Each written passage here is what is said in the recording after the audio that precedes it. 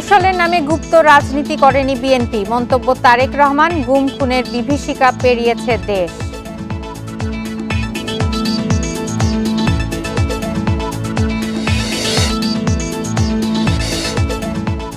চট্টগ্রামের ৩২৯ জনকে দুষ্কৃতিকারী ও নগরীতে নিষিদ্ধ ঘোষণা পুলিশের। সন্ত্রাসী ছাড়াও রয়েছেন আওয়ামী লীগ, বিএনপির নেতারা।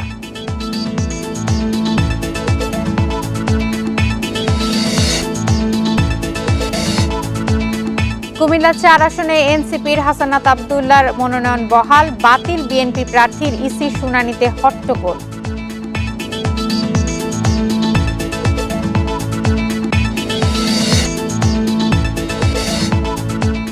হজে যেতে নির্ধারিত সরকারি হাসপাতালে স্বাস্থ্য পরীক্ষার বাধ্যবাধকতা, অব্যবস্থাপনায় ভোগান্তির অভিযোগ।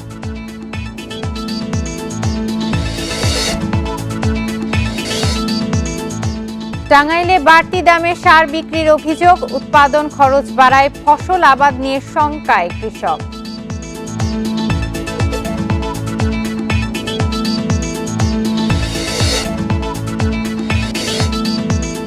গ্রিনল্যান্ড ইস্যুতে ইউরোপের ৮ দেশের ওপর ১০% শুল্ক আরোপ ট্রাম্পের, ১ ফেব্রুয়ারি থেকে কার্যকর।